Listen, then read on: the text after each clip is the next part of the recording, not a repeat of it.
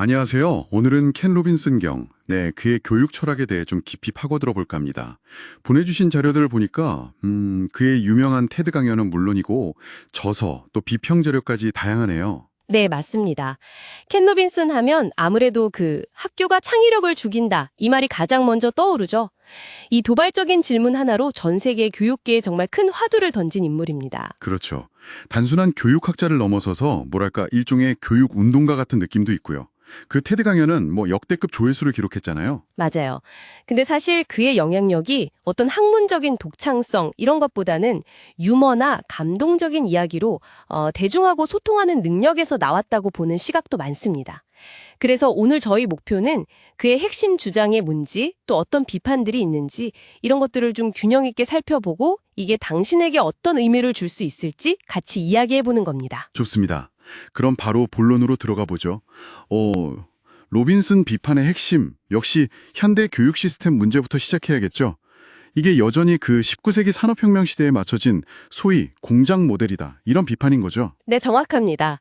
아이들을 그냥 나이별로 묶어서 일종의 생산 라인처럼 표준화된 과정을 쭉 거치게 한다는 거예요. 이런 모델은 과거에 수능적인 노동자를 대량으로 만들어내는 데는 효율적이었을지 모르지만 개인의 어떤 고유한 재능이나 특히 창의성 같은 거요.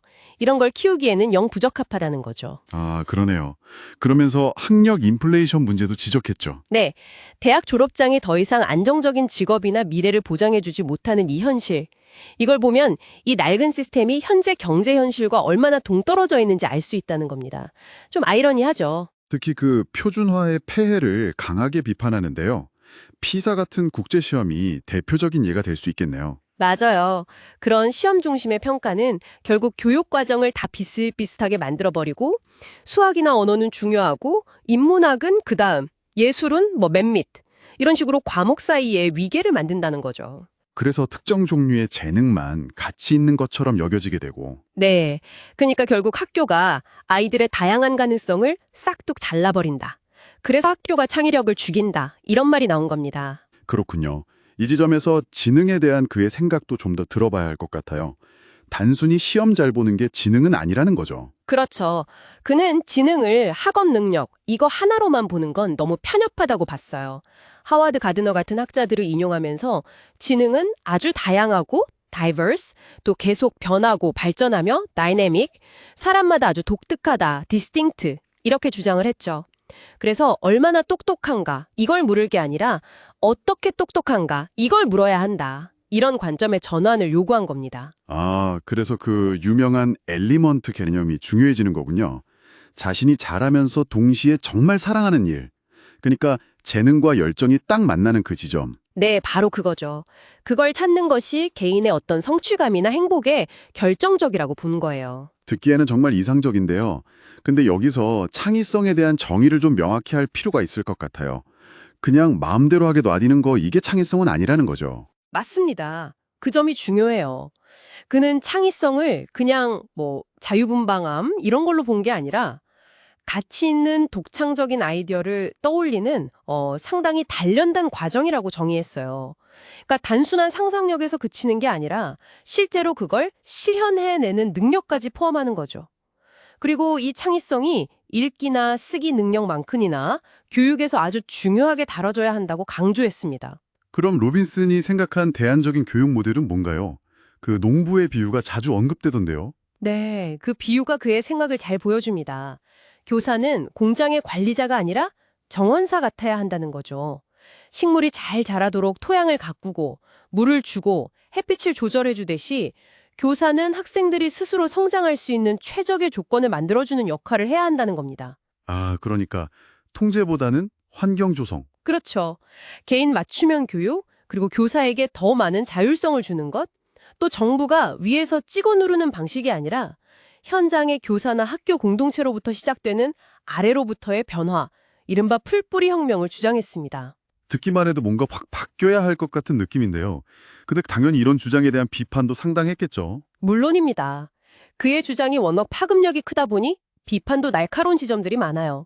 예를 들면 어떤 것들이 있을까요? 첫째로 타고난 재능, 이걸 너무 강조하다 보니까 꾸준한 노력이나 의도적인 연습의 중요성을 좀 간과하는 거 아니냐는 비판이 있습니다. 조 커비 같은 비평가들이 지적하는 부분이죠. 사실 어떤 분야에서 높은 수준의 성취를 이루려면 재능 못지않게, 아니 어쩌면 그 이상으로 헌신적인 노력이 필요하잖아요. 네, 그렇죠. 1만 시간의 법칙 같은 이야기도 있고요. 둘째로는 읽기나 쓰기 같은 어떤 기초 학문의 중요성? 이걸 너무 경시하는 것처럼 보일 수 있다는 우려도 있어요. 현실적으로 이런 기초 능력이 바탕이 되어야 다른 창의적인 활동도 가능하지 않냐는 거죠. 하긴 기본적인 지식 기반 없이 창의성만 강조하는 건 좀 위험할 수도 있겠네요. 네. 그리고 셋째로는 그의 아이디어가 굉장히 영감을 주고 뭔가 마음을 움직이는 건 맞는데, 그래서 구체적으로 학교 시스템을 어떻게 바꿀 거냐? 이걸 확장 가능한 해결책으로 제시하는 데는 좀 부족하다. 약간은 현실과 동떨어진 대중 심리학 같다. 이런 비판도 있습니다. 듣고 보니 그의 주장이 개인의 어떤 잠재력 발견, 이런 쪽에 좀 더 초점이 맞춰져 있다 보니까 뭐랄까 책임감 있는 시민을 키운다거나 하는 교육의 사회적인 역할은 상대적으로 좀 덜 강조된 것 같다는 생각도 드네요. 네, 그런 지적도 충분히 가능합니다.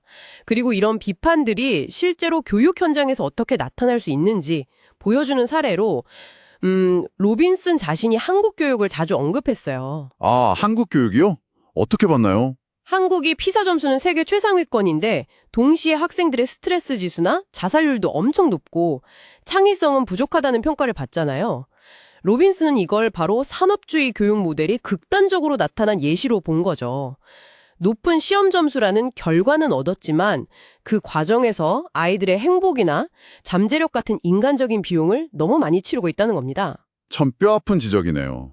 한국의 여러 교육개혁 시도들이 어쩌면 로빈슨 철학의 어떤 현실적인 시험대가 될 수도 있겠다는 생각도 들고요. 네, 상당히 흥미로운 지점이죠. 자, 오늘 이렇게 켄 로빈슨 융의 교육 철학에 대해 쭉 살펴봤는데요. 그의 주장이 강력한 비판에 직면하기도 하지만 뭐랄까 교육의 근본 목적이 무엇인가에 대한 질문을 던지고 전 세계적인 대화의 물꼬를 쳤다는 점, 이게 가장 큰 의미가 아닌가 싶습니다. 맞습니다. 그의 유산은 어떤 완벽한 정책 설계도 이런 거라기보다는 우리가 너무나 오랫동안 당연하게 받아들여온 교육 패러다임 자체에 근본적인 의문을 제기하고 인간적인 성장이란 과연 무엇인지 다시 생각하게 만드는 아주 강력한 선언문에 가깝다고 봐야 할 것 같아요. 교육담론의 지형을 바꾼 인물인 건 분명하죠. 오늘 저희 이야기를 들으신 당신에게 마지막으로 이 질문을 던져보고 싶습니다. 당신에게 교육이란 궁극적으로 무엇을 의미하나요? 그리고 당신 안에 있는 혹은 당신 주변 사람들의 그 다양하고 역동적이며 독특한 가능성들을 어떻게 발견하고 또 어떻게 북돋아 줄 수 있을까요? 한 번쯤 깊이 생각해 보시면 어떨까 싶습니다.